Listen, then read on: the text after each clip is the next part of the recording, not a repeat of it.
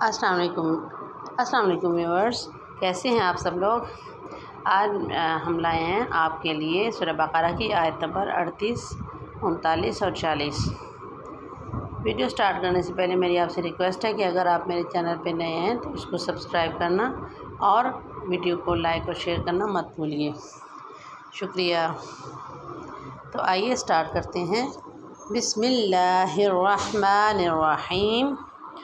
قُلْنَا اهْبِطُوا مِنْهَا جَمِيعًا فَإِمَّا يَأْتِيَنَّكُم مِّنِّي هُدًى فَمَن تَبِعَ هُدَايَ فَلَا خَوْفٌ عَلَيْهِمْ وَلَا هُمْ يَحْزَنُونَ۔ قُلْنَا ہم نے کہا، اهْبِطُوا تم اتر جاؤ، مِنْهَا یہاں سے، جَمِيعًا سب، فَإِمَّا پس جب، يَأْتِيَنَّكُم تمہیں پہنچے، مِنِّی میری طرف سے، ہدن کوئی ہدایت، فمن تبع تو جو چلا، ہدایا میری ہدایت، فلا تو نہ خوفن کوئی خوف، علیہم ان پر، ولا ہم اور نہ وہ، یحزنون غمگین ہوں گے۔ ہم نے کہا اب تم یہاں سے اتر جاؤ، پھر اگر میری طرف سے کوئی ہدایت تمہیں پہنچے تو جو لوگ میری ہدایت کی پیروی کریں گے ان کو نہ کوئی خوف ہوگا اور نہ وہ کسی غم میں مبتلا ہوں گے۔ آدم کا زمین پر اترنا سزا کے طور پر نہیں تھا بلکہ ایک مقصد کی تکمیل کے لیے تھا، جیسا کہ قُلْنَا اهْبِطُوا مِنْهَا جَمِيعًا، جنت سے زمین پر اترنے کا حکم اس سے پہلی آیت میں آ چکا ہے۔ اس جگہ پھر اس کو مقرر لانے میں غالباً حکمت یہ ہے کہ پہلی آیت میں زمین پر اتارنے کا ذکر بطور عتاب اور سزا کے آیا تھا، اس لیے اس کے ساتھ انسانوں کی باہمی عداوت کا بھی ذکر کیا گیا، اور یہاں زمین پر اتارنے کا ذکر ایک خاص مقصد خلافت الہیہ کی تکمیل کے لیے اعزاز کے ساتھ ہے، اسی لیے اس کے ساتھ ہدایت بھیجنے کا ذکر ہے جو خلافت الہیہ کے فرائض منصبی میں سے ہے۔ اس لیے اس کے ساتھ ہدایت بھیجنے کا ذکر ہے جو خلافت الہیہ کے فرائض منصبی میں سے ہے۔ اس سے یہ بھی معلوم ہو گیا کہ اگرچہ زمین پر اترنے کا ابتدائی حکم بطور عتاب اور سزا کے تھا، مگر بعد میں جب خطا معاف کر دی گئی تو دوسری مصالح اور حکمتوں کے پیش نظر زمین پر بھیجنے کے حکم کی حیثیت سے ہوا، اور یہ وہی حکمت ہے جس کا ذکر تخلیق آدم کے وقت ہی فرشتوں سے کیا جا چکا تھا کہ زمین کے لیے ان کو خلیفہ بنانا ہے۔ رنج و غم سے نجات صرف ان لوگوں کے نصیب ہوتی ہے جو اللہ کے فرما بردار ہیں۔ وَمَن تَبِعَ هُدَايَ فَلَا خَوْفٌ عَلَيْهِمْ وَلَا هُمْ يَحْزَنُونَ۔ اس آیت میں آسمانی ہدایت کی پیروی کرنے والوں کے لیے دو انعام مذکور ہیں، ایک یہ کہ ان پر کوئی خوف نہ ہوگا، دوسرے وہ غمگین نہ ہوں گے۔ خوف آئندہ پیش آنے والی کسی تکلیف اور مصیبت کے اندیشے کا نام ہے، اور حزن کسی مقصد و مراد کے فوت ہو جانے سے پیدا ہونے والے غم کو کہا جاتا ہے۔ غور کیا جائے تو عیش و راحت کی تمام انواع و اقسام کا ان دو لفظوں میں ایسا احاطہ کر دیا گیا ہے کہ آرام و آرائش کا کوئی فرد اور کوئی قسم اس سے باہر نہیں۔ پھر ان دونوں لفظوں کی تعبیر میں ایک خاص فرق کیا گیا کہ خوف کی نفی تو عام انداز میں کر دی گئی، مگر حزن کے متعلق یہ نہیں فرمایا کہ لا حزن علیہم، بلکہ بصیغہ فعل لایا گیا اور اس کی ضمیر فاعل کو مقدم کر کے ولا ہم یحزنون فرمایا گیا۔ اس میں اشارہ اس طرف ہے کہ کسی چیز یا مراد کے فوت ہونے کے غم سے آزاد ہونا صرف انہی اولیاء اللہ کا مقام ہے جو اللہ تعالیٰ کی دی ہوئی ہدایت کی مکمل پیروی کرنے والے ہیں۔ ان کے سوا کوئی انسان اس غم سے نہیں بچ سکتا، خواہ وہ ہفتے اقلیم کا بادشاہ ہو یا دنیا کا بڑے سے بڑا مالدار، کیونکہ ان میں کوئی بھی ایسا نہیں ہوتا جس کو اپنی طبیعت اور خواہش کے خلاف کوئی بات پیش نہ آئے اور اس کا غم نہ ہو، جیسا کہ کہا گیا ہے، دری دنیا کسے بے غم نہ باشد، وگر باشد نہ بنی آدم نہ باشد۔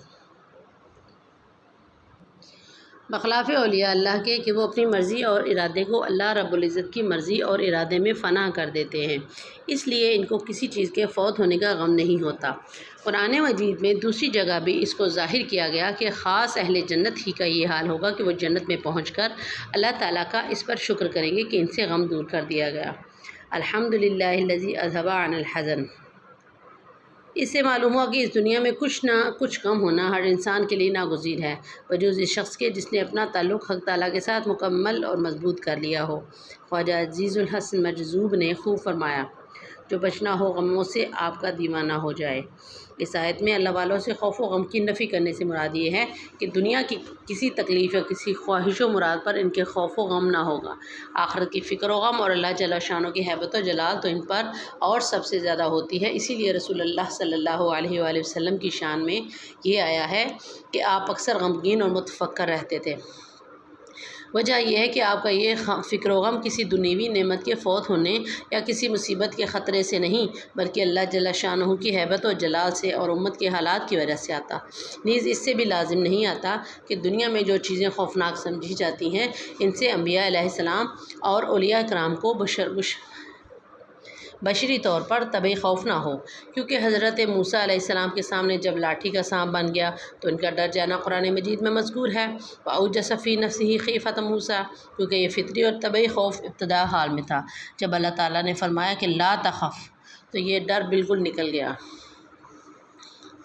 اور یہ بھی کہا جا سکتا ہے کہ حضرت موسیٰ علیہ السلام کا یہ خوف عام انسانوں کی طرح اس بنیاد پر نہ تھا کہ یہ سانپ ان کو تکلیف پہنچائے گا، بلکہ اس لیے تھا کہ بنی اسرائیل اس سے کہیں گمراہی میں نہ پڑ جائیں، تو یہ خوف اس قسم کا اخروی خوف تھا۔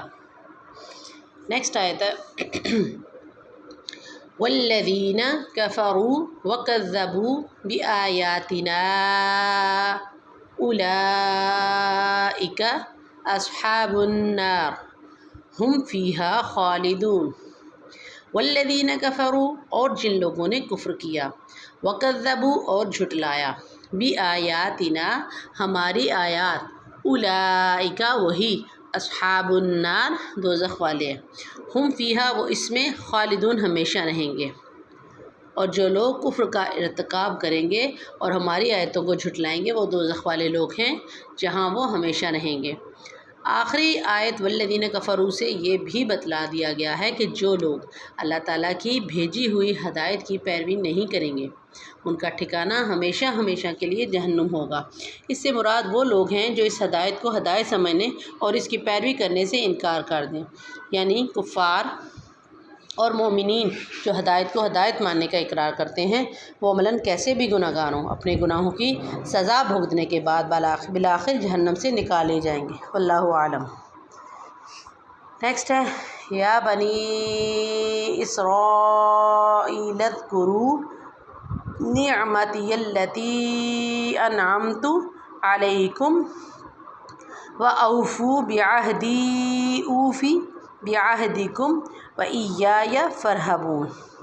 یا بنی اسرائیل، اے اولاد یعقوب، اذکروا تم یاد کرو، نعمتی میری نعمت، التی جو، انعمت میں نے بخشی، علیکم تمہیں، واوفوا اور پورا کرو، بعہدی میرا وعدہ، اوفی میں پورا کروں گا، بعہدکم تمہارا وعدہ، وإیای اور مجھ ہی سے، فارہبون ڈرو۔ اے بنی اسرائیل میری وہ نعمت یاد کرو جو میں نے تم کو عطا کی تھی، اور تم مجھ سے کیا ہوا عہد پورا کرو تاکہ میں بھی تم سے کیا ہوا عہد پورا کروں، اور تم کسی اور سے نہیں بلکہ صرف مجھ ہی سے ڈرو۔ خلاصہ تفسیر، اے بنی اسرائیل یعنی حضرت یعقوب علیہ السلام کی اولاد، یاد کرو تم لوگ میرے ان احسانوں کو جو کیے ہیں میں نے تم پر، تاکہ حق نعمت سمجھ کر ایمان لانا تمہارے لیے آسان ہو جائے۔ آگے اس یاد کرنے کی مراد بتلاتے ہیں، اور پورا کرو تم میرے عہد کو، یعنی تم نے جو تورات میں مجھ سے عہد کیا تھا جس کا بیان قرآن کی اس آیت میں ہے، وَلَقَدْ أَخَذَ اللَّهُ مِيثَاقَ بَنِي إِسْرَائِيلَ وَبَعَثْنَا مِنْهُمُ اثْنَيْ عَشَرَ نَقِيبًا۔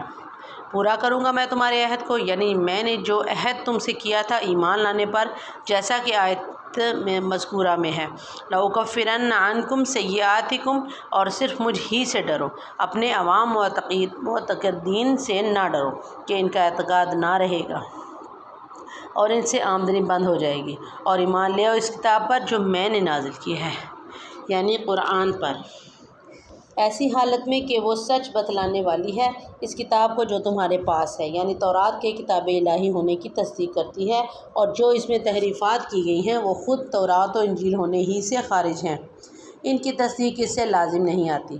اور مت بنو تم پہلے انکار کرنے والے اس قرآن کے، یعنی تمہیں دیکھ کر جو دوسرے لوگ انکار کریں گے ان سب میں اول بانی انکار و کفر کے تم ہوگے، اس لیے قیامت تک ان کے کفر و انکار کا وبال تمہارے نامہ اعمال میں ہی درج ہوتا رہے گا۔ اور مت لو بمقابلہ میرے احکام کے معاوضہ حقیر، اور خاص مجھ ہی سے پورے طور پر ڈرو، یعنی میرے احکام چھوڑ کر یا ان کو بدل کر یا چھپا کر عوام الناس سے دنیائے ذلیل و قلیل کو وصول مت کرو، جیسا کہ ان کو عادت تھی، جس کی تصریح آگے آتی ہے۔ وَلَا تَلْبِسُوا الْحَقَّ بِالْبَاطِلِ، اور مخلوط مت کرو حق کو ناحق کے ساتھ، اور پوشیدہ بھی مت کرو حق کو جس حالت میں تم جانتے بھی ہو کہ حق کو چھپانا بری بات ہے۔ معرف و مسائل۔ ربط آیات۔ سورہ بقرہ قرآن کے ذکر سے شروع کی گئی ہے، اور یہ بھی بتلایا گیا کہ قرآن کی ہدایت اگرچہ ساری مخلوق کے لیے عام ہے، مگر اس سے نفع صرف مومنین اٹھائیں گے۔ اس کے بعد ان لوگوں کے عذاب شدید کا ذکر فرمایا جو اس پر ایمان نہیں لائے۔ ان میں ایک طبقہ کھلے کافروں اور منکروں کا تھا، دوسرا منافقین کا، دونوں کا مع ان کے کچھ حالات اور غلط کاریوں کا ذکر کیا گیا۔ ان کے بعد مومنین، مشرکین، منافقین کے تینوں طبقوں کو خطاب کر کے سب کو اللہ تعالیٰ کی عبادت کی تاکید کی گئی، اور قرآن مجید کے اعجاز کا ذکر کر کے سب کو دعوت ایمان دی گئی۔ پھر تخلیق آدم علیہ السلام کا ذکر کر کے ان پر ان کی اصلیت اور حقیقت اور اللہ تعالیٰ کی قدرت کاملہ واضح کی گئی، تاکہ اللہ تعالیٰ کی اطاعت و عبادت کی ترغیب اور نافرمانی سے بچنے کی فکر ہو۔ پھر کفار کی دو جماعتیں جن کا ذکر اوپر آیا ہے، کھلے کافر اور منافق، ان دونوں میں دو طرح کے لوگ تھے۔ ایک تو بت پرست مشرکین جو محض باپ دادوں کی رسوم کی پیروی کرتے تھے، کوئی علم قدیم یا جدید ان کے پاس نہ تھا، عام طور پر ان پڑھ امی تھے، جیسے عام اہل مکہ، اسی لیے قرآن میں ان لوگوں کو امیین کہا گیا ہے۔ دوسرے وہ لوگ تھے جو انبیاء علیہ السلام پر ایمان لائے اور پہلی کتابوں تورات و انجیل وغیرہ کا علم ان کے پاس تھا، لکھے پڑھے لوگ کہلاتے تھے۔ ان میں بعض حضرت موسیٰ علیہ السلام پر ایمان رکھتے تھے، عیسیٰ علیہ السلام پر نہیں، ان کو یہود کہا جاتا تھا، اور بعض موسیٰ علیہ السلام پر ایمان رکھتے تھے۔ حضرت موسیٰ علیہ السلام کو بحیثیت نبی معصوم نہیں مانتے تھے، یہ نصارہ کہلاتے تھے۔ ان دونوں کو قرآن میں اس بنا پر اہل کتاب کہا گیا ہے کہ یہ دونوں اللہ تعالیٰ کی آسمانی کتاب تورات یا انجیل پر ایمان رکھتے تھے۔ یہ لوگ لکھے پڑھے اہل علم ہونے کی وجہ سے لوگوں کی نظر میں معزز اور قابل اعتماد مانے جاتے تھے، ان کی بات ان پر اثر انداز ہوتی تھی۔ یہ راستے پر آ جائیں تو دوسروں کے مسلمان ہونے کی توقع بڑی تھی۔ مدینہ طیبہ اور اس کے قرب و جوار میں ان لوگوں کی کثرت تھی۔ سورہ بقرہ چونکہ مدنی صورت ہے، اس لیے اس میں مشرکین و منافقین کے بیان کے بعد اہل کتاب کو خصوصیت اور اہتمام کے ساتھ خطاب کیا گیا ہے۔ 40ویں آیت سے شروع ہو کر 123 آیت آخر پارہ تک انہیں لوگوں سے خطاب ہے، جس میں ان کو مانوس کرنے کے لیے اول ان کی خاندانی شرافت اور اسے دنیا میں حاصل ہونے والے اعزاز کا، پھر اللہ تعالیٰ کی مسلسل نعمتوں کا ذکر کیا گیا ہے، اور ان کی بے راہی اور غلط کاری پر متنبہ کیا گیا ہے، اور صحیح راستہ کی طرف دعوت دی گئی ہے۔ ان میں سے پہلی 7 آیتوں میں اجمالی خطاب ہے، جن میں 3 میں دعوت ایمان اور 4 میں اعمال صالح کی تلقین ہے۔ اس کے بعد بڑی تفصیل سے ان کو خطاب کیا گیا۔ تفصیلی خطاب کے شروع میں اور بالکل ختم پر پھر اہتمام کے لیے یا بنی اسرائیل فرما کر انہیں الفاظ کا اعادہ کیا گیا ہے جن سے شروع کیا گیا تھا، جیسا کہ کلام کو مؤثر اور وقیع بنانے کے لیے ایسا کرنے کا دستور ہے۔ یا بنی اسرائیل، اسرائیل عبرانی زبان کا لفظ ہے، اس کے معنی عبداللہ ہیں۔ یہ حضرت یعقوب علیہ السلام کا دوسرا نام ہے۔ بعض علماء نے فرمایا کہ رسول اللہ صلی اللہ علیہ وسلم کے سوا کسی اور نبی کے نام متعدد نہیں ہیں، صرف حضرت یعقوب علیہ السلام کے 2 نام ہیں، یعقوب اور اسرائیل۔ قرآن میں اس جگہ کو بنی یعقوب کہہ کر خطاب نہیں کیا گیا، بلکہ دوسرے نام اسرائیل کا استعمال کیا گیا۔